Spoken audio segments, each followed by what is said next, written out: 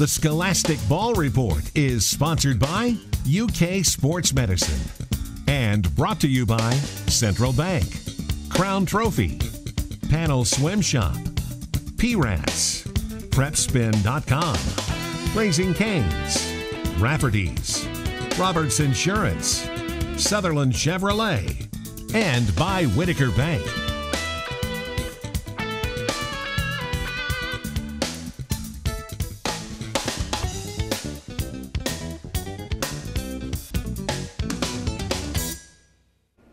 Hello, welcome into the Scholastic Ball Report. Well, we're back from Christmas and New Year's. It's a new year of high school sports. It's a new year of high school sports. District basketball is ramping up.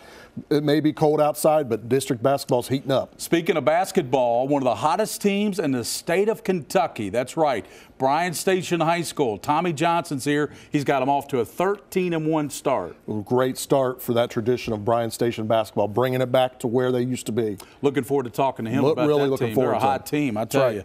Our features on LCA, they had a Hall of Fame. They inducted 3 members into their Hall of Fame, and we're going to do a feature on all 3 of them. It's great. Well-deserved honor for those guys. Our scholar athletes are from Tates Creek High School. Jonathan Hawks, Jayhawk. We know him well, and he has some outstanding girls there. Not only are they outstanding athletes, but they're outstanding students as well. 3.9, 3.7, 3.6, so it doesn't get much better than that. Doesn't get any better than that. And also, we've got a Sutherland Chevrolet, another drive of the week this week. Tom Viney from Pannell Swim Shop has Maddie Gatewood in the house. She's a 4.0 student at Woodford County. She's here with her coach, Blair Hicks, and I tell you what, it's just amazing, these swimmers we have. It's a great opportunity to recognize these student athletes. And in UK Sports Medicine, you're going to be there, right? We're going to talk a little bit about dealing with some severe injuries and how do you get over that. And Darren Douglas is going to talk to me in a wrap about a very dear friend of ours, Mack Calvert. He passed away this week. We'll talk about that in the wrap. All that coming up. But you know what we got? We got the best highlights in the state of Kentucky. These highlights from Game Time brought to you by PrepSpin.com, the leading digital network in the state of Kentucky. The best basketball story in Central Kentucky has to be the Bryan Station boys team. Entering tonight, the Defenders were 13-1, facing 12-3 Madison Central. Pretty close most of the night. We pick it up in the fourth quarter. Eric Boss Boone was on fire. How about 30 points, 12 rebounds, 4 assists, 4 steals, and a nice move to go. Central battling back. Dustin Gerald backs his way in, pops the one-hand quick shot. He had 15 and 13. Station had the lead most of the fourth. The little man, Keaton Simpson, all alone in the corner, and it's good. But here's the heads-up play of the night. Watch this. Station's James Lindsay taps the ball ahead to Simpson. He can't control it, so he taps it ahead. That is basketball IQ. And Station still has not lost to a Kentucky team. They are 14-1. 68-62 is the final.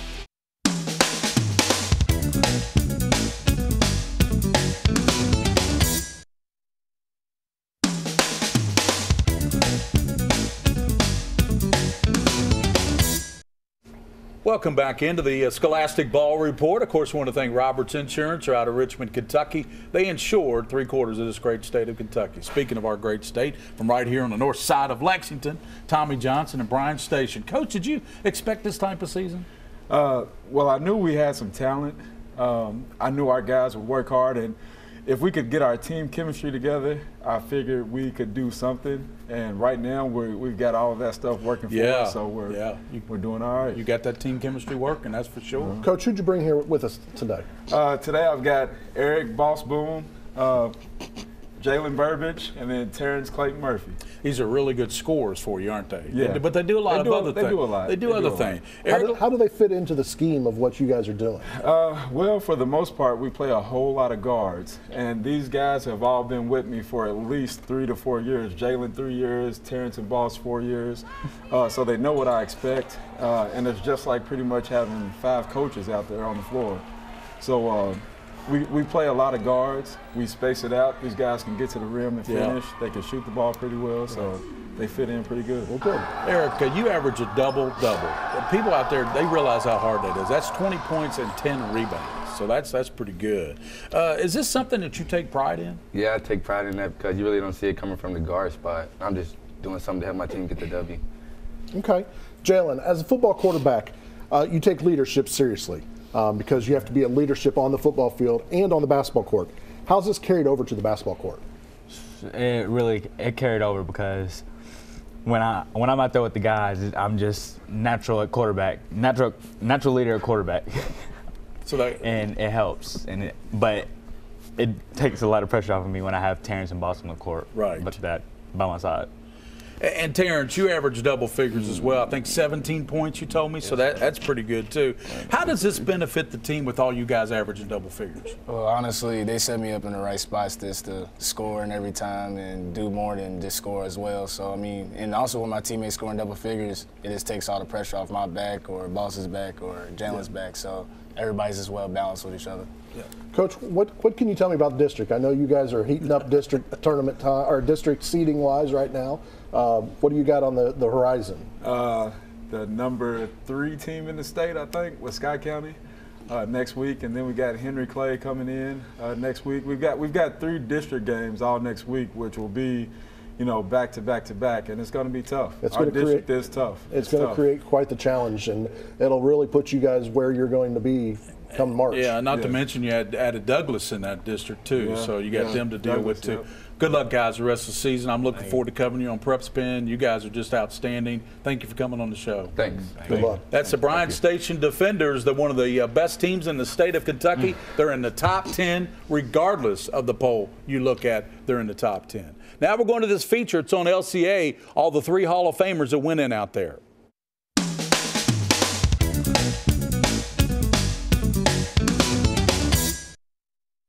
It wasn't that long ago when Lucas Witt, Taylor Barnett, and Zach West athletically represented LCA in a variety of sports.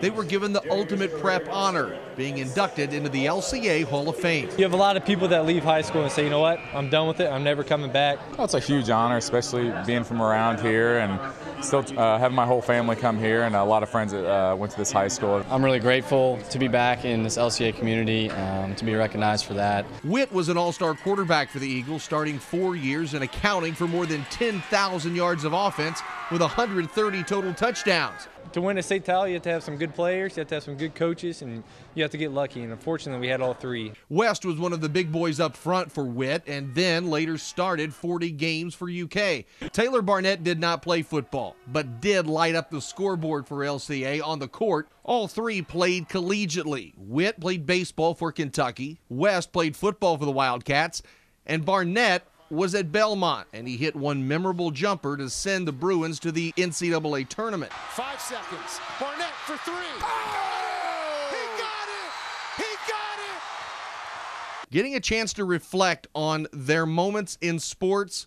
and now this honor means everything to them. All of these guys, they had a heck of a run, did a great job, and were great leaders on their teams. Really left a legacy for everyone who's still here today.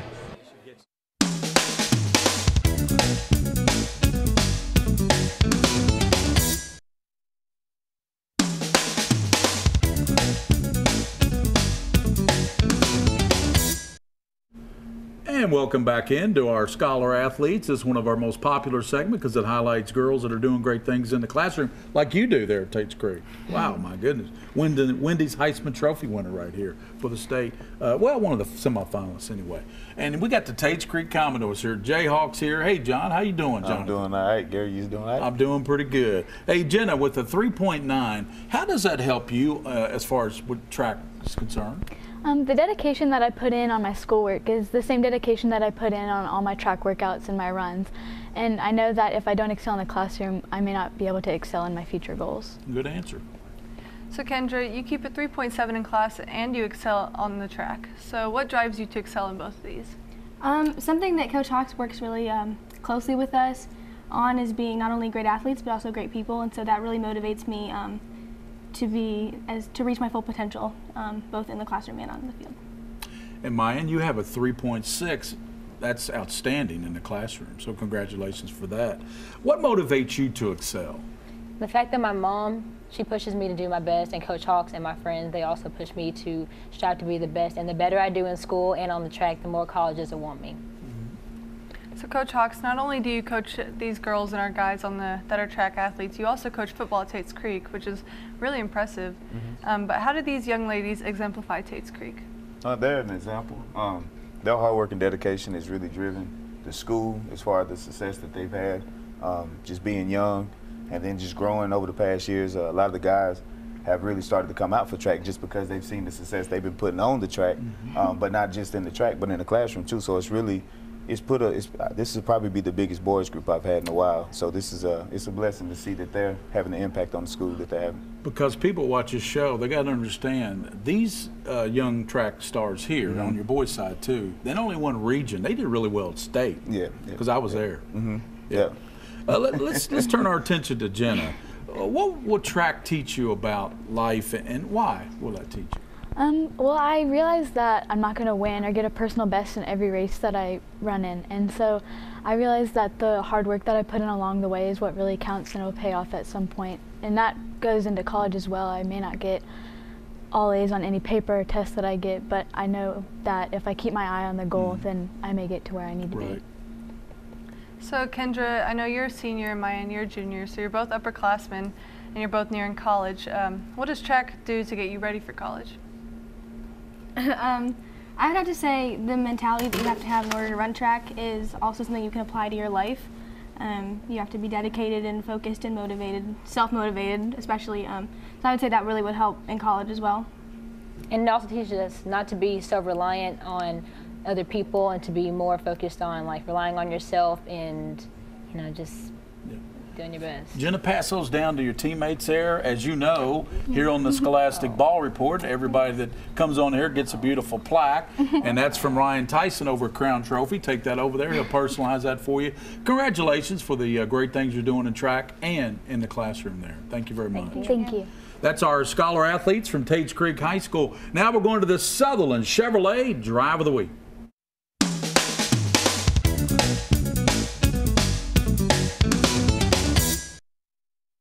It's time for your Sutherland Chevrolet Drive of the Week. This is Troy Manor of Western Hills driving baseline on Franklin County Friday night.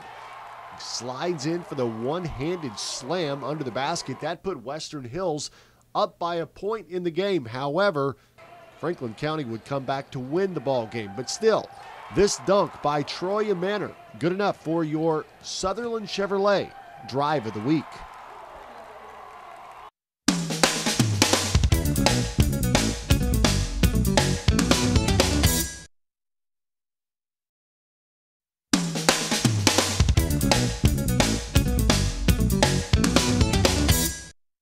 Welcome back into our Pannell Swim Shop. Tom Viney, and Tom, you've got another great swimmer here. Yep, it's a new year, and yet we're still bringing in some great swimmers that are performing exceptionally well in the pool and academics.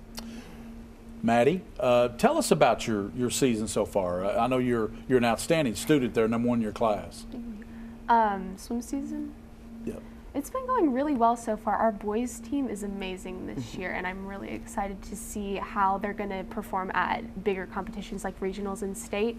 And as far as me personally, I'm a distance swimmer, so that's always fun. Yeah. Yeah, so now when you're not doing all this training, what are some of the things that you're really focused on outside of the pool?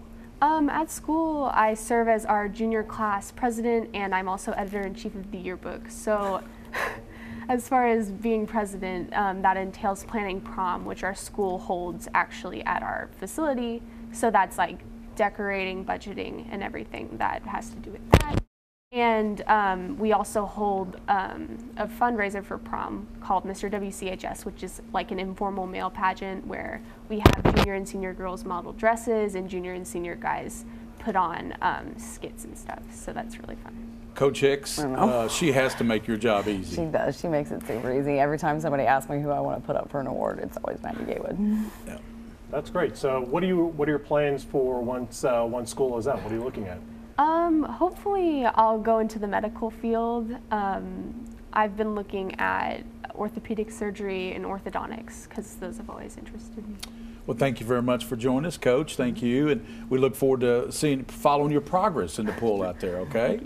That's Maddie Gatewood, our Pannell Swim Shop Swimmer of the Week. When we come back, we're going to talk to Rob Ullery from UK Sports Medicine.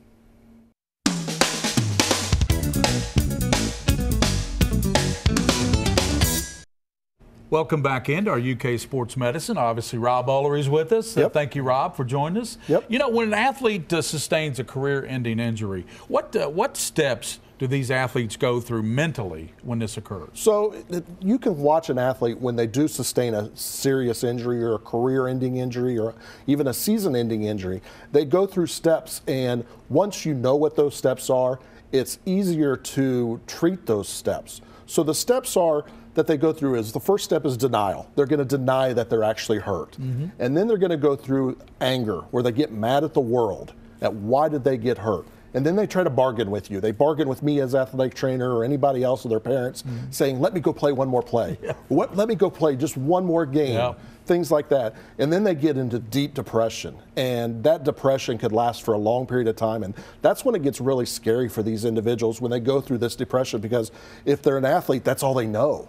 And it happens a lot in track runners and swimmers and gymnasts and people like that that practice 365 days a year. And then you take that away from them, they go through that depression. And then when they finally get to that last stage of acceptance is when they finally get to start getting better.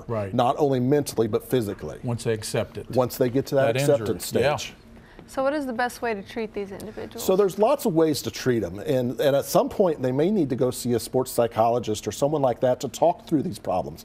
The best thing to do is to keep them a part of the team and not ostracize them or not put them in a corner or things like that. Give them something to do. Let them keep stats or be a part of the team. Invite them to team dinners and being a part of it, because that's a lot of what these personalities are, is being a part of the team. Keep them involved. And keeping them involved. That'll help them a lot. Good stuff there, Rob. I really appreciate that. Was really good stuff. Yeah. That's Rob Ullery from UK Sports Medicine. There's their website and their phone number. Check them out. They got the walk-in clinic every Monday through Friday. Now we're going to these final highlight package. These highlights brought to you by PrepSpin.com. Over the past 4 seasons, the East versus West Jessamine rivalry has gone the way of the Colts. Now, West Jessamine, they've won 9 straight in that series. Yeah, February 2014, the last time East Jess beat their rivals. West Jess has won 10 of 11 to start the season. Regardless of the records, you can count on a great atmosphere. One of the best rivalries in terms of the atmosphere you're going to see. Great passes in this game. Dalton Bruner up to Skylar Kennedy for the score, ties it up. East Ben Thompson, bounce pass to Tyler Pitney, and the Jags are up by a deuce. Check this one out. Deontay Sanat will miss the floater. Bruner, we've seen a lot of outlets tonight. In stride to Kennedy for the basket, and West Jessamine takes down East. Usually a high-scoring game here. 81-75 is your final. Gateway Holiday Classic tourney champs Woodford County and district rival Frankfort. First quarter, Frankfort crashing the glass off the miss. It's John Tillman with the board and the strong putback for the bucket. 12-6 Panthers. But at the other end, Woodford County's Nicholas Smith, watch him, just bullies his way into the lane. Right between the two defenders, forces the bucket to go in. Lead down to 4. Frankfort's Bryce Gabehart drives in from the wing, gets the floater to go off the glass. Frankfort picks up the 10-point win, 57-47.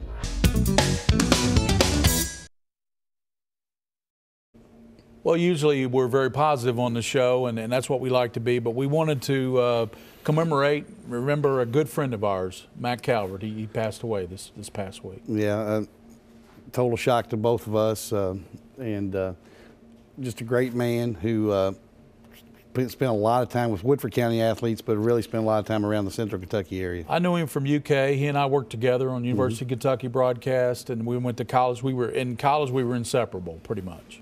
Well, pretty much according to his wife, he and I have been that way for the last 30 plus years, and he just is one guy that'll be missed, and I've got some big shoes to fill over the next few years. But and I don't throw this around much, but Mack was a legend in Woodford County. Everybody knew Mack. He was a great broadcaster, and we're going to miss Mack. Yeah, I would second that, and that's just because I'm kind of biased too, though. Yeah. Mack, we're going to miss you, and for all your family, we send our prayers and condolences to Mack Calvert. The Scholastic Ball Report is sponsored by UK Sports Medicine and brought to you by Central Bank, Crown Trophy, Pannell Swim Shop, P-Rats, PrepSpin.com, Raising Cane's, Rafferty's, Roberts Insurance, Sutherland Chevrolet, and by Whitaker Bank.